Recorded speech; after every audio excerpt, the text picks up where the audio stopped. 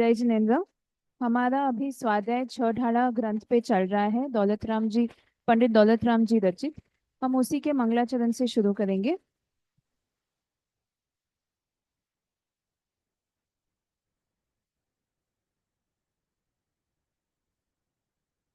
तो लोग व्यवस्थित बैठ जाएं।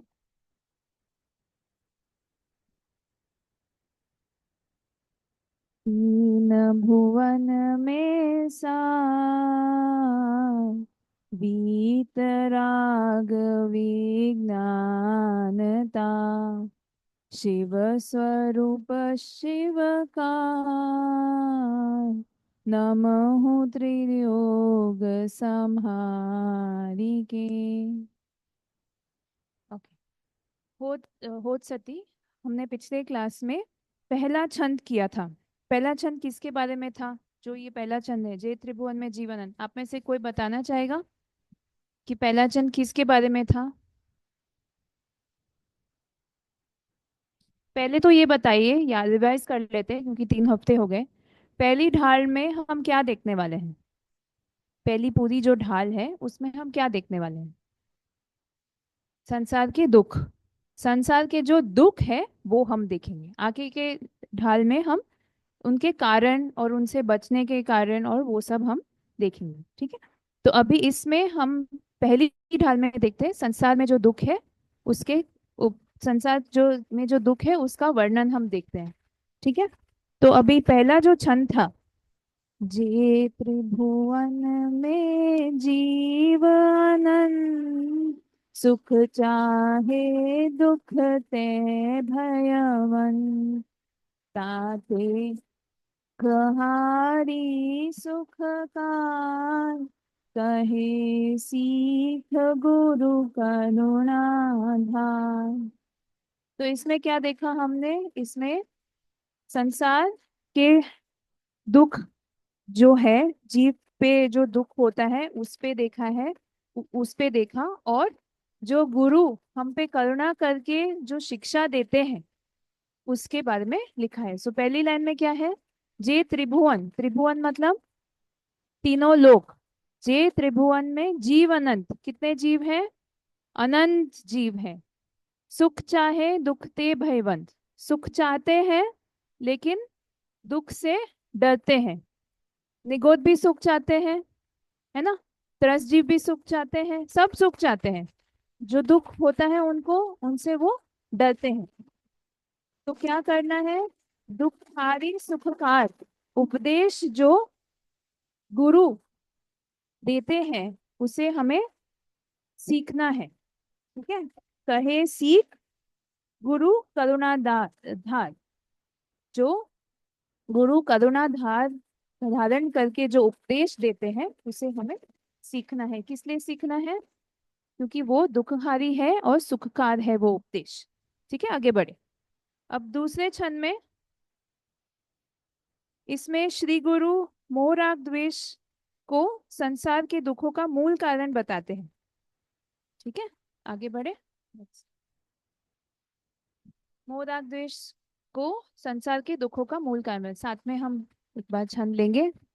ताहि सुनो भवि थिर मन आन, जो चाहो अपनो कल्याण, मोह महामद पियो अनादि, भूल आपको भर मतवादी। ताही मतलब जो गुरु शिक्षा दे रहे हैं उसको ताही कह रहे हैं इधर। सुनो, इधर सुनो पे जोर दिया जा रहा है। क्यों? क्यों जोर दे रहे हैं? गुरुदेव श्री कहते हैं अपने प्रवचन में कि ये हमें उत्तेजित करते हैं, हमें प्रोत्साहित करते हैं, इस पे जोर देते हैं कि दूसरे विकल्पों को छोड़कर अपने हित की बात को सुनना चाहिए और हमें सावधानी तत्पर रहने को कहते हैं। ठीक है। भवि, अब भवि मतलब कौन?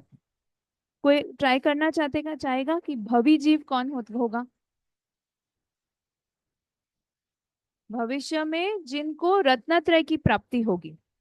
ठीक है, तो मोक्ष जाएंगे, बनता है। रत्नत्रय की जो प्राप्ति होती, इसमें तीन प्रकार के जीव आते हैं। आगे, भव्य जीव, निकट भवी हो सकते हैं, और एक दूर भवी भवी हो सकते हैं, दूरंदूर हो सकते हैं। मतलब निकट ही में रत्नत्रय प्राप्त हो जाएगा, दूर ये समय के अनुसार बोल रहे हैं। ठीक है। तो भवी जीव का डेफिनेशन है, जो तीन काल में किसी भी समय रत्नत्रय प्राप्ति की योग्यता रखने वाले जीव को भवी जीव कहते हैं। ठीक है। ओके। अभी कैन यू गो बैक? हाँ। स्थिर मन आन, अपने मन को स्थिर स्थिर करके, मतलब काम करके इधर आओ। क्यों आओ? सबको आने को बोल रहे हो?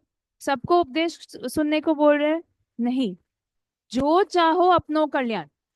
अगर इधर अपनो मतलब दौलत राम जी सिर्फ अपने बारे में बात कर रहे हैं, अपने जीव के बारे में बात करें। अपनो कल्याण, जो चाहो अपनो कल्याण, खुद का, मेरा, अपना कल्याण अगर चाहते हो तो अपने मन को स्थिर करके आओ और गुरु की शिक्षा सुनो। मोह महामत पियो अनादि। मोह, मोह हमने क्या सीखा था? मोह का क्या मतलब है? मोह किसी के प्रति लगाव। मोह महामद, महामद मतलब मोह, मिथ्यात्व रूपी मदिरा, उसको पी के आदमी जो पागल हो जाता है। आगे हमें एक फोटो आएगा, पिक्चर आएगा, उसमें दिखाते हैं कि एक इंसान मदिरा पी के पागल हो गया है, मतलब पागल होते हुए दिख रहा है। तो मोह महामद पियो अनादि, अनादि मतलब जिसका कोई बिगनिंग नहीं है। आप कहीं तो, हम सब, ये दौलत राम जी अपनी बात करें, ये छह डाला हमारे बारे में, अपने बारे में। हमें ऐसे नहीं सोचना है कि ये हमारे साथ नहीं है, नहीं हुआ है। ये हमारी, मेरी मेरी जीव की ये कथा है, ये एक स्टोरी है ना? मैंने पिछली बार भी बताया था इसके बारे में। पियो अनादि, अनादि से मतलब हम जब शायद निगोद में होंगे तब से आज तक हम यही मिथ्यात्व रूपी मदिरा पी पी रहे हैं। इधर कर्मों पे जोर नहीं डाल रहे हैं, इधर मोह पे जोर डाल रहे हैं। ठीक है। भूली आपको भरमतवादी, भूली मतलब अपने सच्चे निजात्मा को, सच्चे स्वरूप को भूलकर, आपको, अपनी सच्ची आत्मा को भूलकर भरमत मतलब भ्रमण कर रहे हैं, वादी मतलब व्यर्थ में, फालतू में, ऐसे ही। ठीक है। तो इतना संक्षेप में आपको समझ आ गया होगा, है ना? आगे देखिए। हाँ, एक बार मैं वापस, ताहि सुनो भवि थिर मन आन, जो चाहो अपनो कल्याण, मोह महामद पियो अनादि, भूल आपको भर मत वादी। कोई ऐसा कोई शब्द जो नहीं समझ में आया? ताही मतलब गुरु की शिक्षा, वादी मतलब व्यर्थ में, फालतू में। आगे करेंगे।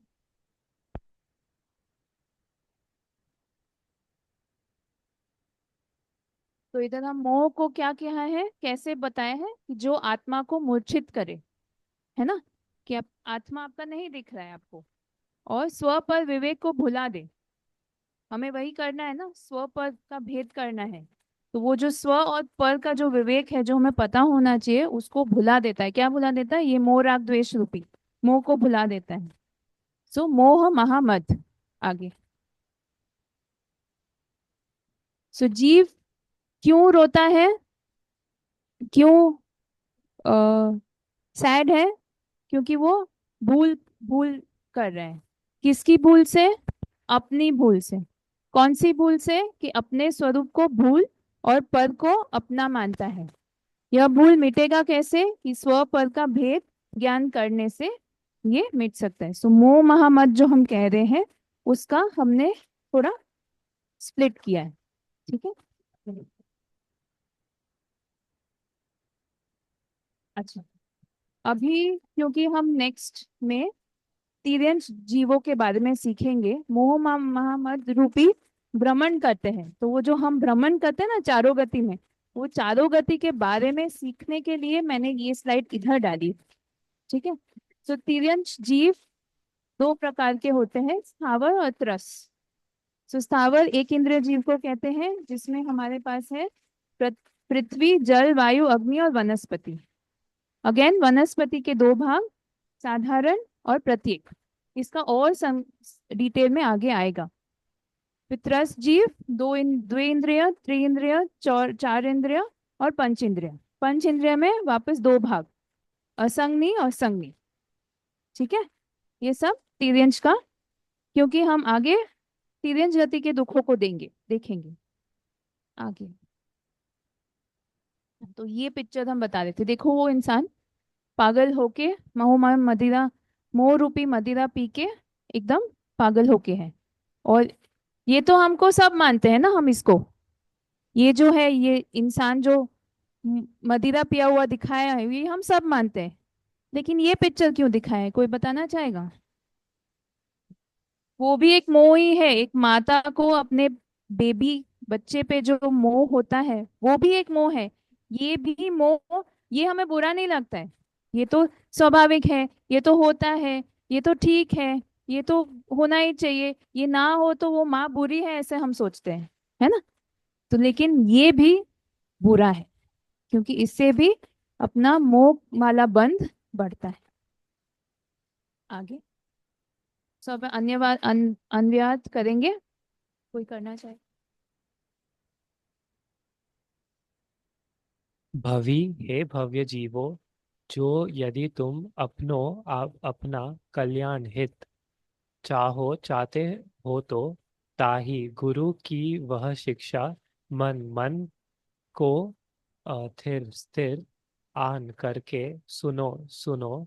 इस संसार में प्रत्येक प्राणी अनादि अनादि काल से मोह रूपी महामदिरा पियो पीने के कारण आपको अपने आत्मा को भूलकर वादी व्यर्थ में ही भरमत भटक रहा है।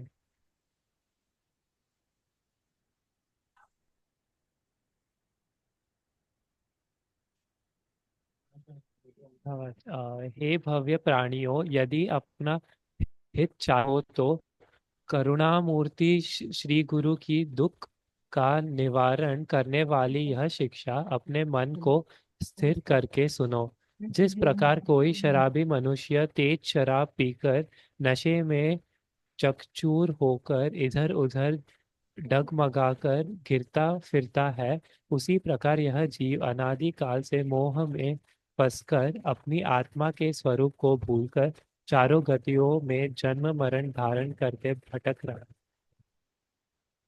तो इधर हमारा दूसरा छंद पूरा हुआ। आपको जैसे जैसे हम, पूरा हफ्ता मिलता है आपको, प्लीज छंद याद करते जाइएगा। ठीक है। और कौन से छंद में किस बात की मुख्यता है, वो भी जो टाइटल मैं देती हूँ, वो और छंद दोनों याद करते जाइएगा। ठीक है। अभी से होपफुली कोई ब्रेक नहीं आएगा, तो हम आगे आगे जैसे जाएंगे, तो पीछे वाला भूलना नहीं है। ठीक है ना? सो अभी तीसरे छंद को करते हैं। इस छंद में ग्रंथ की प्रामाणिकता और निगोद के दुख का वर्णन है। तो पंडित व दौलत राम जी क्या कहते हैं? तासु भ्रमण की है बहु कथा, पे कछु कहू कही मुनि जता, काल अनंत निगोद मंजार, बीत्यो एक इंद्रिय तन धार। तो तासु भ्रमण की है बहु कथा। तो ये जो हमने अभी देखा, और ये जो भ्रमण हम करते हैं, और ये जो पूरे तीन लोग की जो बात है, जीवों की जो बात है, वो बहुत बड़ी है। कथा बहुत बड़ी है। पे पे मतलब फिर भी कछु मतलब थोड़ा, कुछ, कहो कही मुनि यथा। दौलत राम जी कहते हैं कि मैं फिर भी थोड़ा कहूंगा। कैसे कहूंगा? जो मुनियों ने कहा है, अपने मन से कुछ नहीं बोलने वाले, ये उनके अभ्यास का ये फल है कि हमें संक्षेप में, जैसे गुरुदेव श्री कहते हैं गागर में सागर, संक्षेप में हमें मिलेगा। वो हमें कैसे पता चलता है? इस लाइन से कि पे कछु कहो कही मुनि जथा, जथा या यथा, हर एक ग्रंथ में आपको जथा मिलेगा, कोई एक ग्रंथ में यथा मिलेगा, मतलब एक ही है कि जैसा उन मुनि ने कहा है वैसा। ठीक है, तो इस लाइन से हमें क्या पता चलता है कि ये कोई ग्रंथ की प्रामाणिकता है, अपने मन से उन्होंने नहीं लिखा है। काल अनंत निगोद मंजार, मतलब अनंत काल से हम निगोद में रहे हैं, है ना। निगोद मंजार, मंजार मीन्स अमिडस्ट, में, इन। बीत्यो एक इंद्रिय तनधार, बीत्यो मतलब बिताया है, एक इंद्रिय स्थावर, एक इंद्रिय, मैंने इसीलिए वो चार्ट पहले ही दिखा दिया था। स्थावर जीव को हम तिर्यंश मानते हैं? नहीं मानते हैं, लेकिन वो आता है तिर्यंश में ही, इसीलिए मैंने वो चार्ट आपको दिखाया था। तिर्यंश में तिर्यंश ही होता है, वो चार ही गति हो सकते हैं, तो स्थावर को आप और कहाँ बिठाओगे? तो एक इंद्रिय जीव तिर्यंश में ही आएगा। ठीक है, जो मैंने हाँ बोला, मैंने पूछा क्या हम मानते हैं, क्या तुम मानते हो? क्या तुम वनस्पति को तिर्यंश मानते हो? क्या तुम पृथ्वी का है तो तिर्यंश मानते हो? हाँ, क्योंकि वो आपने पढ़ा है। लेकिन पहले से क्या आपको पता था कि एक इंद्रिय जीव भी तिर्यंश में गिना जाता है? स्थावर जीव जो है, जो हम जमीकंद बोलते हैं, जमीकंद नहीं खाना चाहिए, क्यों नहीं खाना चाहिए? उसमें अनंत निगोदिया जीव है ना। तो निगोद को हम ऑर्गेनिजम्स तिर्यंश ही हुए। ठीक है, तो एक इंद्रिय जीव भी तिर्यंश ही होगा। तो एक इंद्रिय में हम आगे डिटेल में वापस पढ़ेंगे, तो इधर ही हम यही कहना चाहते हैं, काल अनंत निगोद मंजार, बीत्यो एक इंद्रिय तनधार, मतलब एक इंद्रिय शरीर को, एक इंद्रिय वाला शरीर धारण करके हमने अनंत काल बिता दिया है। कुछ सब ठीक समझ आया? आगे बढ़े, आगे मतलब इसी के, इसमें हम थोड़ी संधि करेंगे।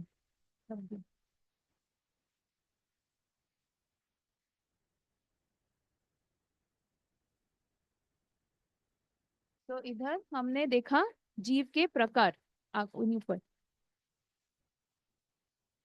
जीव के प्रकार, संसारी जीव और सिद्ध, ये हमें पता है।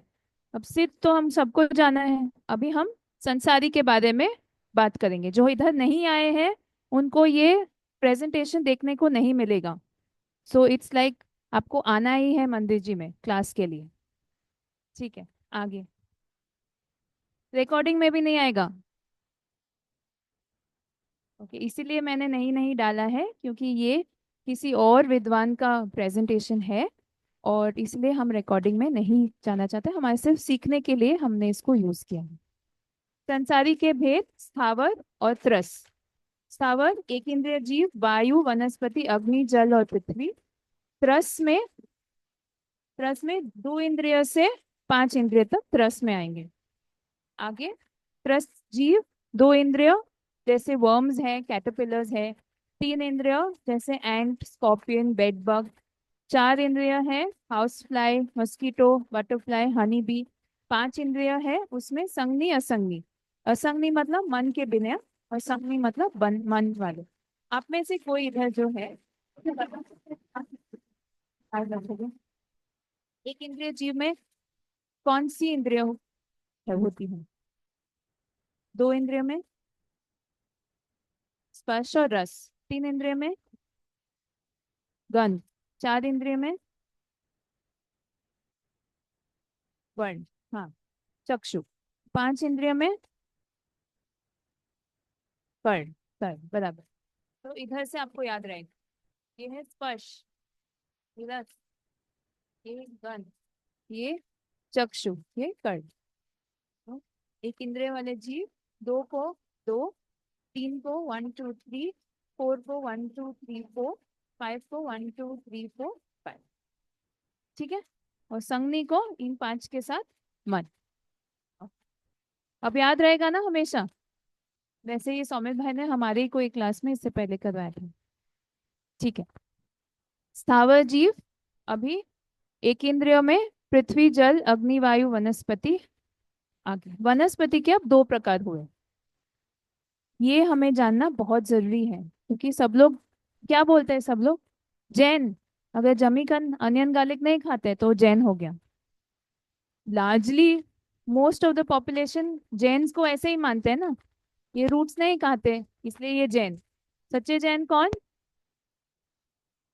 वस्तु स्वरूप को पहचानते हैं, आत्मा को पहचानते हैं, भेद ज्ञान कर सकते हैं, वे सच्चे जैन है ना। अतुल भाई ने हमें अपने 25 साल के फंक्शन में कितनी बार बताया था कि सच्चे जैन कौन, सच्चा धर्म क्या, जो आत्मा के सच्चे स्वरूप को पहचाने। साधारण मतलब जिस शरीर के स्वामी अनंत जीव होते हैं, मतलब एक शरीर लेकिन उसमें अनंत जीव, जैसे हम जमीकंद हैं। हाँ, प्रत्येक मतलब जिस शरीर के स्वामी एक जीव होते हैं, जैसे लौकी दूधी सोरेकाई। ओके, अदु प्रत्येक वनस्पति।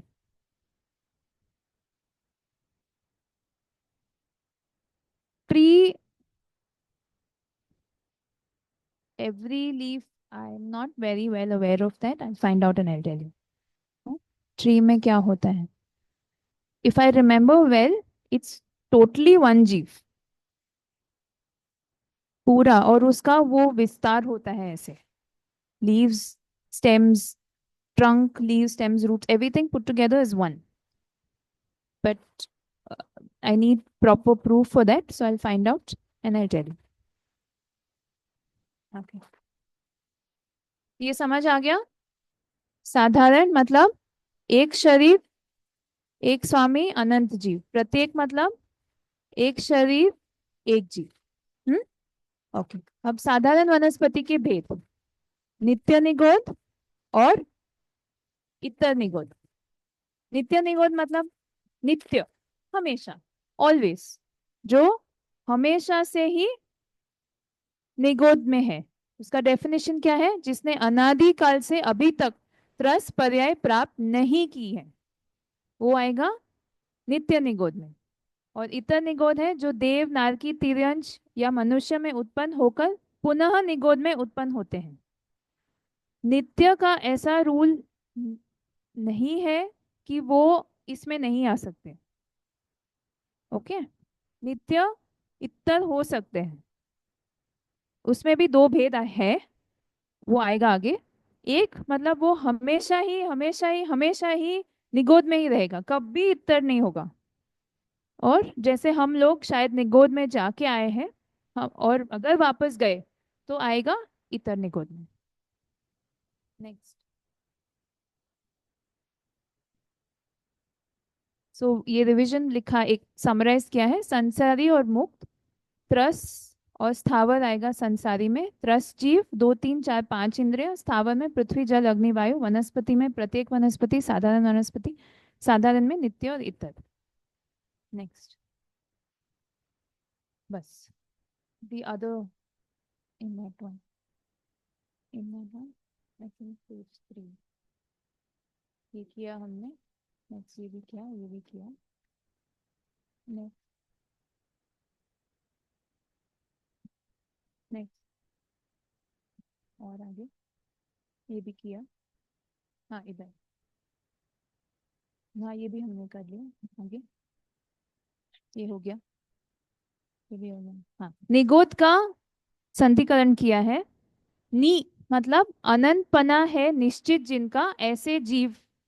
नी, गो मतलब एक ही क्षेत्र देता है। सो अनंत पना है निश्चित जिनका ऐसे जीवों को जो एक ही क्षेत्र देता है उसको बोलते हैं निगोद जीव। अनंत पना है निश्चित जिनका, अनंत पना, अनंत इरते, अनंत जीव इरते। ओके, ऐसे जीवों को वंदे क्षेत्र सिगदु, ಒಂದೇ ಕ್ಷೇತ್ರ ಸಿಗೋದು, ಅದನ್ನ ನಿಗೋದ್ ಹೇಳ್ತಾರೆ संख्या से। अर्थात जो अनंत जीवों को एक ही आवाज दे उसको निगोद कहते हैं। अनंत जीवों को एक ही आवास। अगर मैं एक रूम में जहां सिर्फ 2 लोग रह सकते हैं, उधर मैं 100 लोगों को भर दूं, तो उस रूम के मुताबिक वो अनंत हुआ ना। ये सिर्फ समझने के लिए, ऐसा नंबर्स नहीं दे सकते, अनंत को कोई नंबर नहीं है। सो जिसके शरीर, आहार, श्वासोच्छ्वास, जीवन मरण एक साथ होता है, वे निगोदिया जीव कहलाते हैं। ठीक है, ये अपर्याप्त जीव के ऊपर आता है। वो निगोद का पूरा द्रव्य संग्रह में डिटेल में है, आई थिंक गाथा नंबर 11। तो उधर गाथा, हाँ, उधर निगोद के ऊपर पूरा डिस्क्रिप्शन दिया है। सो ये हमने किया, ये हम स्किप करते हैं क्योंकि ये पूरा निगोद का डिस्क्रिप्शन है। स्कंद, अंडर, एक देखो, निगोद का शरीर मतलब आपको इमेजिन करना है, सुई की एक नोक पर जो हो वो एक स्कंद। ठीक है, एक संग स्कंद में असंख्यात लोक प्रमाण अंडर, एक अंडर में असंख्यात लोक प्रमाण आवास, एक आवास में असंख्यात लोक प्रमाण पुलवी, एक पुलवी में असंख्यात लोक प्रमाण निगोद शरीर, एक निगोद शरीर में अनंत निगोदिया जीव। So you can imagine कि what kind of क्षेत्र are we talking about। आगे, so when you go reverse, एक निगोद शरीर में अनंत अनंत जीव, एक पुलवी में असंख्यात लोक प्रमाण अनंत अनंत जीव, एक आवास में असंख्यात लोक प्रमाण असंख्यात लोक प्रमाण इंटू इंटू अनंत अनंत जीव। वैसे एक स्कंद में असंख्यात लोक प्रमाण 3 टाइम्स अनंत अनंत जीव।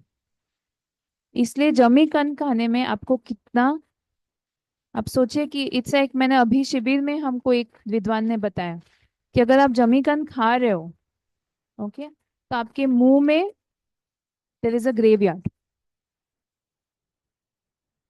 स्मशान है आपके मुंह में, अगर आप रूट वेजिटेबल्स खा रहे हो, क्योंकि उसमें एक सुई के नोक में अनंत अनंत जीव है। ठीक है, नो,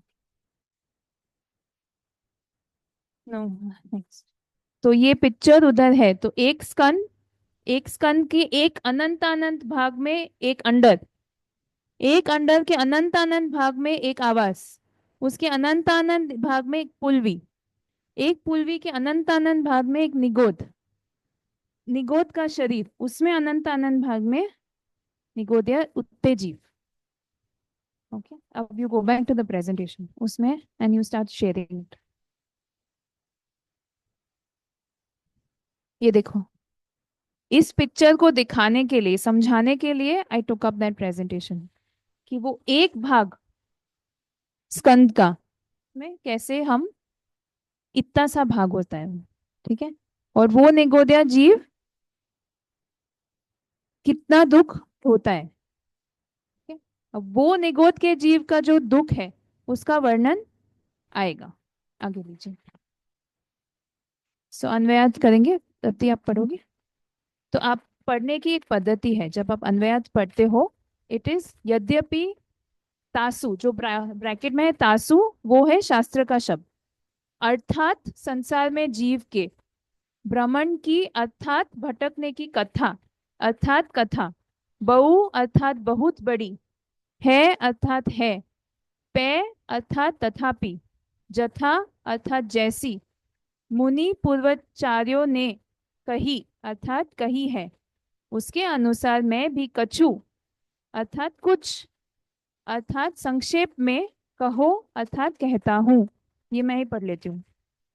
इस जीव का अनंत काल अर्थात अनादि से लेकर अनंत काल निगोद मंजार अर्थात नित्य एवं इतर निगोद में एक इंद्रिय अर्थात एक इंद्रिय, तन अर्थात शरीर, धार अर्थात धारण करके बीत्यो अर्थात व्यतीत हुआ है। ठीक है, इसमें आपको कोई डाउट, कोई शब्द ना समझ में आया हो? निगोद जीव कैसे होते हैं समझ में आया? निगोद अपने तिर्यंश के वो फ्लो चार्ट में कहाँ आते हैं समझ में आया? कहाँ आते हैं? एक इंद्रिय, स्थावर, उसमें वनस्पति में साधारण, साधारण में नित्य और इतर। समझ में आया? कहाँ है हम? Are you all with me? Okay. भावार्थ। यद्यपि इस जीव की संसार में जन्म मरण धारण करने की कथा बहुत विस्तृत है, तथापि पूर्वाचार्यों ने जिस प्रकार अन्य ग्रंथों में कही है, उसके अनुसार मैं दौलत राम भी इस ग्रंथ में संक्षिप्त रूप से वर्णन करता हूँ। इस जीव ने नरक से भी निकृष्ट दशा रूप निगोद में एकेंद्रीय शरीर धारण करके वहां अनंत काल व्यतीत किया है। हम लोग तो नरक गति के जो दुख है उसके जो वीडियोस है वो देख के ही हम लोगों को ऐसे मतलब रोंगटे खड़े हो जाते हैं, गूज़बम्स आ जाते हैं। उससे भी ज्यादा है निगोद में दुख। उसका वर्णन आएगा नेक्स्ट छंद में। छंद चौथा। हाँ।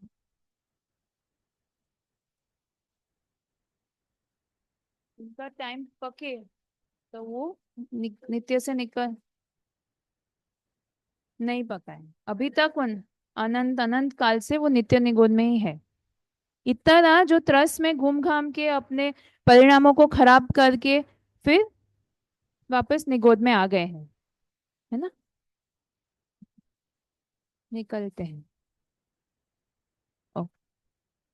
चौथा छंद। जीवों ने अनादि से अपने अज्ञान के कारण स्थावर की पांचों पर्यायों में घोर दुख उठाया है, मतलब एक इंद्रिय जीव का वर्णन है। ठीक है। हाँ। 608। हाँ, बाहर आ सकते हैं, यस। नित्य से भी आ सकते हैं, दोनों में से बाहर आ सकते हैं। एक सांस में 8-10 बार, जन्म्यो मर्यो भरो दुख भार। निकसी भूमि जल पावक भयो, पवन प्रत्येक वनस्पति थयो। देखिए, एक सांस में 8-10 बार। इधर सांस मतलब क्या? और कोई? और कुछ? ओके। शास्त्र में दिया है कि श्वास इधर इज नॉट ब्रीदिंग। जो अपनी नली होती है ना, रेडियल का जो पल्स होता है, वो 1 मिनट में करीबन 72 टाइम्स बजता है। 70 to 72 टाइम्स बजता है। तो उसको एक सांस बोलते हैं। उसका एक पल्स 1 मिनट में 72, एक पल्स पर सेकेंड ऑलमोस्ट 0.76 पल्स। एक पल्स, कम अगेन, 72 टाइम्स हमारा हार्ट बीट होता है। 72 टाइम्स हमारा पल्स इधर 1 मिनट में हमें फील होता है। So you divide 72 by 60, so approximately 0.76 में एक पल्स होता है, every 0.76 seconds. So that is the time एक श्वास।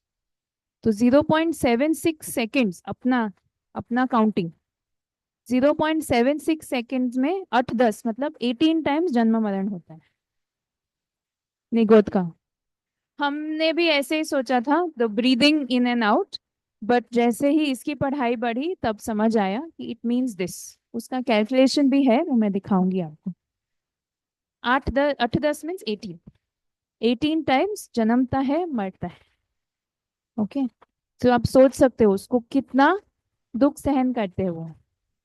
मन नहीं है तो पता नहीं है, बट दुख तो है। जन्म्यो मर्यो भर्यो दुख भार, दुख का भार। निकसी भूमि जल पावक भयो।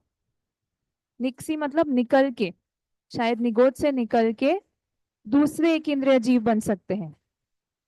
भूमि मतलब पृथ्वी का एक, जल जल का एक, पावक मतलब वायु का एक, भयो मतलब हुआ, पवन मतलब, पावक इज अग्नि का एक, सॉरी, पवन इज वायु का एक, प्रत्येक वनस्पति, दूधी हमने जो बोला, जो वनस्पति के साधारण इज निगोद। निगोद से निकल के वो आया दूसरे एक इंद्रिय जीव में आ सकता है, वनस्पति है। ठीक है। ओके। स्थावर हम जब बोलते हैं तो हम जल, वायु, अग्नि नहीं, जल, पृथ्वी, अग्नि, वायु, वनस्पति, इसके एक एक के भेद है। पृथ्वी का एक के 36 भेद है। ओके, वायु, वायु, अग्नि और जल, इसके अनेक भेद हैं। ठीक है, हम उसके डिटेल्स में हम नहीं जाएंगे। आगे लब्धि, अभी are you all with me, समझ आ रहा है? हम अभी तक एक इंद्रिय में ही है, उसी के दुख को सुन के, है ना? हाँ, तो ये है श्वास का डिवीजन। एक अंतर्मुदत मुदत 48 मिनट्स का जो एक अंतर्मुदत मुदत होता है, वो एक अंतर्मुदत मुदत में 3773 श्वास होते हैं। ये शास्त्र के वैल्यूज हैं। ओके, एक मिनट में 78.6 श्वास होते हैं। मैंने 72 बोला, 78। So now you divide that bye 60, तो 0.76 सेकेंड्स में एक श्वास। तो 0.76 सेकेंड्स में 18 टाइम्स वो जन्मते हैं, मरते हैं। ओके,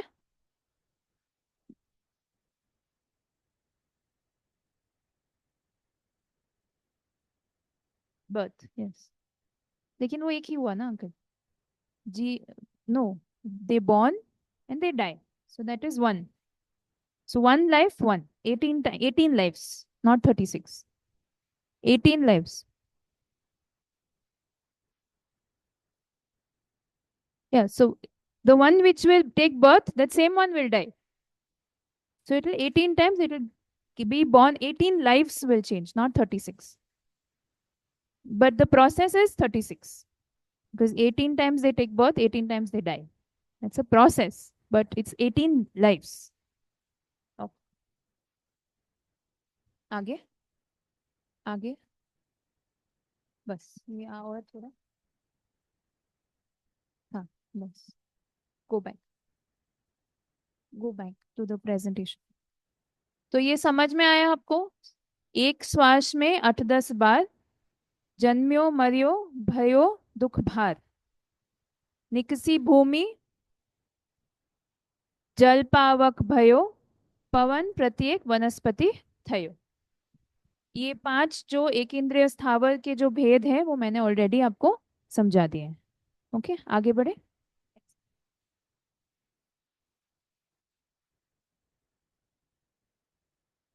अन्वयात, अब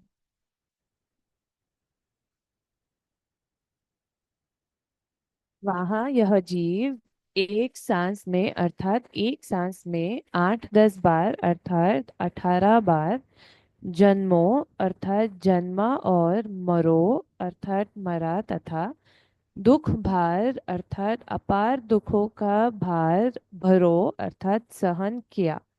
वहाँ से निगोद से निकसी अर्थात निकलकर भूमि अर्थात पृथ्वी काय की कायिक जल अर्थात जल कायिक पावक अर्थात अग्नि कायिक भयो अर्थात जीव हुआ तथा पवन अर्थात वायु कायिक और प्रत्येक वनस्पति अर्थात प्रत्येक वनस्पति कायिक थयो अर्थात जीव हुआ। भावार्थ निगोद अर्थात साधारण वनस्पति में इस जीव ने एक श्वास मात्र समय में 18 बार जन्म और मरण करके भय भयंकर दुख सहन किया है। वहां से निकलकर पृथ्वी का एक जल का एक अग्नि का एक वायु का एक तथा प्रत्येक वनस्पति का एक जीवों के रूप से उत्पन्न हुआ है। हमने ये देखा पृथ्वी का एक, और हम लोग बोलते भी है पृथ्वी का एक, पृथ्वी काय, पृथ्वी जीव। कभी आपने सोचा है कि ये तीनों में अंतर क्या है? पृथ्वी कायक बोलते हैं, पृथ्वी कायक, पृथ्वी काय, पृथ्वी जीव। सुना है, कुछ सोचा है किसी ने? कोई आइडिया है? Next slide. तो जिन जीवों के एक स्पर्शन इंद्रिय ही होते हैं और अंगोपांग नहीं होते, उन्हें स्थावर कहते हैं। ये स्थावर का डेफिनेशन हुआ। ठीक है, अभी पृथ्वी काय, जिनका पृथ्वी ही शरीर है, उन्हें पृथ्वी काय कहते हैं। ठीक है, पृथ्वी ही शरीर है, उनको पृथ्वी काय कहते हैं। जल ही शरीर है, उसको जल काय कहते हैं। वायु ही शरीर है, उसको वायु काय कहते हैं। अग्नि शरीर है, अग्नि काय कहते हैं। वनस्पति शरीर है, वनस्पति काय कहते हैं। ठीक है। पृथ्वी जीव, पृथ्वी कायक और पृथ्वी काय आर द सेम। पृथ्वी कायक और पृथ्वी काय are the same, they are synonym words. पृथ्वी कायक और पृथ्वी काय। काय इज शरीर, काय काया, हमने जैसे कार्योत्सर्ग में काय कहते हैं, पंचास्ति काय में हम काय बोलते हैं। काय मीन्स शरीर, सो पृथ्वी काय मतलब शरीर। ठीक है। अब जो पृथ्वी जीव है, इट्स नॉट द सेम। ये विग्रह गति, दो पर्यायों के बीच जो जीव मरकर पृथ्वी शरीर धारण करने के लिए मोड़े वाली विग्रह गति जा रहा हो।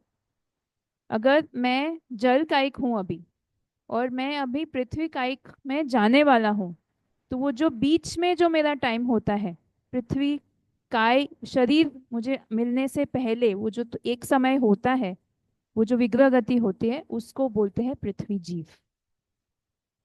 जीव, उसको अभी तक शरीर नहीं मिला है ना,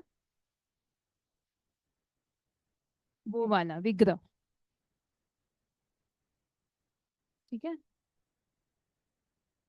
सिंपल में पृथ्वी काय बोल देते हैं, बट उसका शुद्ध नाम है पृथ्वी जीव। याद रखना, कभी आपको शास्त्र में ये आए तो याद रहे तो ठीक है। वैसे इम्पोर्टेंस हमें इन सूक्ष्म बातों से भी ज्यादा करना है कि एक इंद्रिय जीव में कितने दुख है, हमने वो सब सहन किए हैं। अब हमें वो उधर वापस ना जाना हो तो आत्मा को पहचान के भेद ज्ञान करके इन सब को छोड़ देना है, जैसे काफी सारों ने छोड़ दिए हैं, है ना। कितने लोग मोक्ष गए हैं, अनंत जीव, वो सब वापस निगोद में जाएंगे नहीं। ये क्वेश्चन मुझे शिविर में पूछा गया था, क्या आप शितशिला जाना चाहते हो? क्या आप शितशिला जाना चाहते हो? आप सिद्ध बन के शितशिला जाना चाहते हो? क्योंकि निगोद बन के तो आप शितशिला ऑलरेडी जाके हाय बाय करके वापस आ गए हो, क्योंकि शितशिला में निगोद भी जा सकते हैं। तो हमने भी ऐसे ही भूल के बहुत सारे बड़े भी बैठे थे, तो इंस्टेंट था आंसर। जब विद्वान ने पूछा कि आप शितशिला जाना चाहते हो, सबने हाँ हाँ बोल दिया। Okay, it's instant thing, but निगोद भी उधर रहते हैं। तो हमें सिद्ध बन के मोक्ष प्राप्त करके शितशिला जाना है आगे। ये सारे डेफिनेशंस हैं, जिनका वनस्पति ही शरीर है उन्हें वनस्पति काय जीव कहते हैं। आगे हम ये स्किप करते हैं क्योंकि ये सारे डेफिनेशंस हैं, टाइम लगेगा। नेक्स्ट। ओके, हमारे पास 10 मिनट का और टाइम है, हम ये क्विकली ये भी कर लेते हैं। ठीक है। मुझे पहली ढाल जल्दी से फिनिश करनी है क्योंकि हम गेस्ट लेक्चर्स शायद शुरू होंगे बाय दिस मंथ एंड या फरवरी से। जिन्होंने इंग्लिश में 6 ढाला की ट्रांसलेशन की है, डॉक्टर किरीट भाई गोसलिया, उनसे बात हुई है। अगर उनसे हो पाएगा तो वो शायद हमारे क्लासेस सेकेंड ढाल से शुरू करेंगे, अगर हो पाए तो। अभी तो वो इंडिया में है, जब वो वापस यूएस जाएंगे तब वो करेंगे, इसलिए वो स्टार्ट करें उससे पहले हमें फर्स्ट ढाल पूरा थरोली आ जाना चाहिए, including by remembering the graph. जिन्होंने भी शिविर अटेंड की होगी उनको पता होगा कि उनके classes are very very interesting. Okay, तो अभी फिफ्थ छंद में त्रस पर्याय की दुर्लभता एवं दुखों का वर्णन करते हुए पंडित दौलत राम जी कहते हैं कि अब त्रस क्या होता है अगेन? 2 से 5 इंद्रियां। तो उसकी दुर्लभता मतलब it's so rare to get it, लेकिन वो भी मिल गया तो उसके दुख कैसे होते हैं। ऑलरेडी रेयर है, लेकिन उसमें जो दुख है उसका वर्णन है। दुर्लभ लही जो चिंतामणि, त्यो पर्याय लही त्रस तणी, लट पिपील अलियादि शरीर, धरी धरी मरियो सही बहुपीर। जैसे चिंतामणि रत्न, चिंतामणि रत्न क्या होता है? प्रेशियस स्टोन है, लेकिन उस चिंतामणि क्यों नाम उसका? कि अगर उसके सामने अगर आप अपनी चिंता को व्यक्त करेंगे तो वो चिंता चली जाएगी, सोल्यूशन मिल जाएगा। ओके। कहीं ग्रंथ में एक उदाहरण भी आता है कि अज्ञानी इस लेवल के हो सकते हैं कि उनको इतनी चिंता है, इतनी चिंता है, लेकिन उसको ऐसा लगता है कि ये चिंतामणि रत्न को मैं तोड़ दूंगा तो मेरी चिंता दूर हो जाएगी, और वो तोड़ देता है।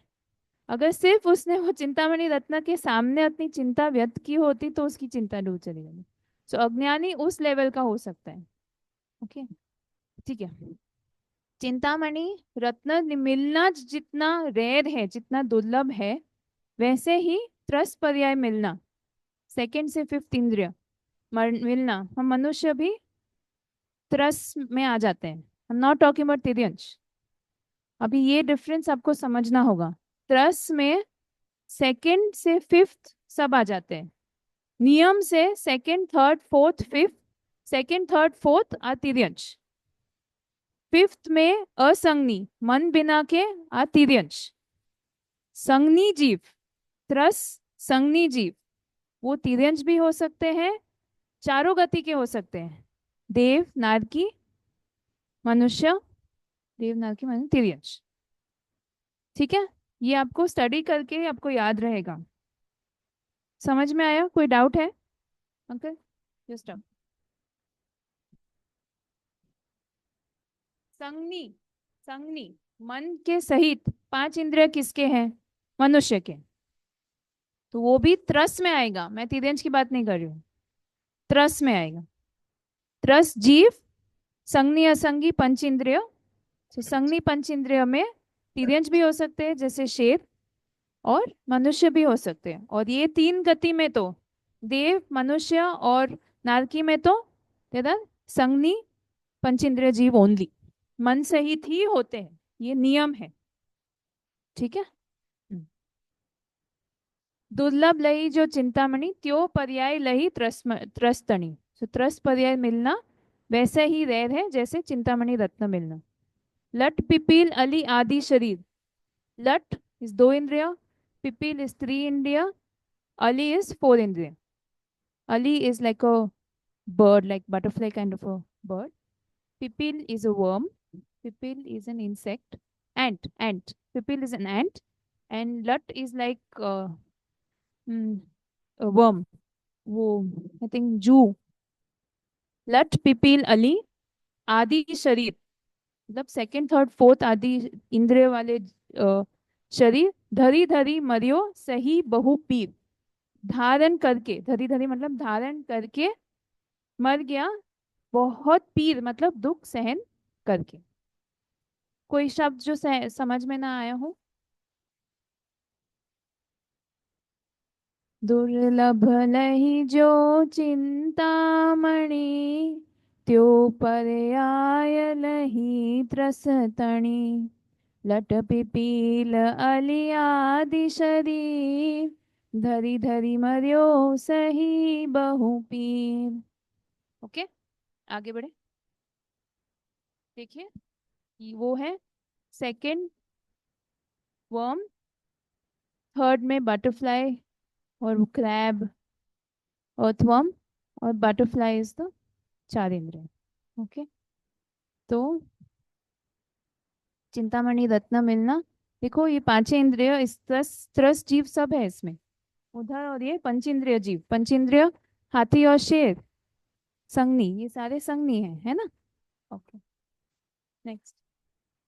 अन्वयार्थ, जो अर्थात जिस प्रकार चिंतामणि अर्थात चिंतामणि रत्न दुर्लभ अर्थात कठिनाई से, लही अर्थात प्राप्त होता है, त्यो अर्थात उसी प्रकार, त्रस्तनी अर्थात त्रस की पर्याय पर्याय अर्थात पर्याय भी बड़ी कठिनाई से लही अर्थात प्राप्त हुई, वहां भी लट अर्थात इली, पिपील अर्थात चीटी, अली अर्थात भवरा आदि इत्यादि के शरीर अर्थात शरीर, धरी धरी अर्थात बारंबार धारण करके, मर्यो अर्थात मरण को प्राप्त हुआ, और बहुपीर अर्थात अन्य अत्यंत पीड़ा सही अर्थात सहन की। भावार्थ, जिस प्रकार चिंतामणि रत्न बड़ी कठिनाई से प्राप्त होता है, उसी प्रकार इस जीव ने त्रस पर्याय बड़ी कठिनता से प्राप्त की। उस त्रस पर्याय में भी लट इडली आदि 2 इंद्रिय जीव, चींटी आदि 3 इंद्रिय जीव, भवरा आदि 4 इंद्रिय जीव के शरीर धारण करके मरा और अकथनीय दुख सहन किए। अगले छंदों में आएगा कि त्रस जीव और संगनी असंगनी पंचेंद्रिय जीव में भी कितने दुख हैं। Next slide. ये सारे त्रस जीव 2 इंद्रिय 3 इंद्रिय के डेफिनेशंस है जो हमने हमने ये जो काउंट किया उसका शास्त्रानुसार डेफिनेशन है। डेफिनेशन को हिंदी में क्या बोलते हैं? डेफिनेशन। ओके, टिप्पणी। Okay, next. I think that's it. ना, थैंक यू। अच्छा, ये एक थोड़ा रिवीजन एंड के लिए, क्या सभी जीव त्रस्त और स्थावरों में ही पाए जाते हैं? क्या सभी जीव सिर्फ त्रस्त और स्थावर ही हो सकते हैं? नहीं। कौन से जीव त्रस्त और स्थावर नहीं हो सकते? मेरा पहला स्लाइड, जीव के 2 प्रकार, संसारी और मुक्त। नया नया सीख के पुराना भूल नहीं जाना। सेंटेंसेस पढ़ना आ जाए तो एबीसीडी भूल नहीं सकते। त्रस्त स्थावर जीवों में जन्म क्यों होता है? सॉरी, आंसर पढ़ लेती हूँ। मुक्त जीव ना त्रस्त है और ना स्थावर, वे त्रस्त और स्थावर की समस्त योनियों से मुक्त हो गए हैं। नेक्स्ट क्वेश्चन, त्रस्त स्थावर जीवों में जन्म क्यों होता है? इंद्रिय सुख में आसक्त होने से और इसी कारण त्रस्त स्थावर जीवों की हिंसा होने से इन जीवों में जन्म होता है। इंद्रिय सुख की आसक्ति क्यों होती है? ये सब हमें क्यों पढ़ना चाहिए? हम स्थावर जीव है, ये त्रस्त पर्याय है, उन सब के दुखों के बारे में हमें क्यों पढ़ना चाहिए? ये हमारे बारे में है और हमको वो कब प्राप्त होता है? ये इंद्रिय सुख में लथपथ होके हमें वो प्राप्त होता है। इसीलिए हमें इंद्रिय सुख के बारे में भी जानना है, उस उद्देश्य से मैंने ये स्लाइड डाला है। शुद्ध चैतन्य मात्र निज परमात्मत्व की भावना से उत्पन्न होने वाले परम अतीन्द्रिय सुख का जिन्हें स्वाद नहीं है, उनके इंद्रिय सुखों में आसक्ति होती है। अतः जिनके संसार जन्म से निवृत्त होने की वांछा हो, उन्हें अनादि अनंत अहेतुक निज चैतन्य स्वरूप कारण परमात्मा की भावना करनी चाहिए। सो हमने आज की पहले छंद में क्या, जो चाहो अपनो कल्याण। अगर आपको अपना कल्याण चाहते हो, हित, आपके हित की बातें अपनी कल्याण चाहते हो तो अपनी हित की बातें सुनो, पुरुषार्थ करो और इन सब से छुटो। ठीक है, कोई क्वेश्चंस? आज हमने 4 छंद किए हैं। थोड़ा एक्सप्रेस हुआ कि मैं मान के चल रही हूँ कि इन दुखों को हम जान के छोड़ना है ना? कोई क्वेश्चन? प्लीज जाके पढ़ना। हमने मंगलाचरण और 5 छंद कंप्लीट कर लिए हैं। रिवाइज करना, छंदों को याद करते जाना। हो सकेगा तो पहली ढाल के बाद एक टेस्ट लेंगे।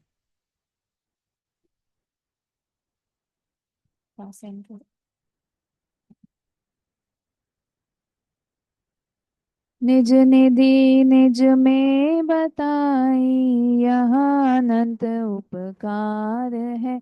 इसके लिए जिन वाणी माँ को वंदना शत बार है, वंदना शत बार है।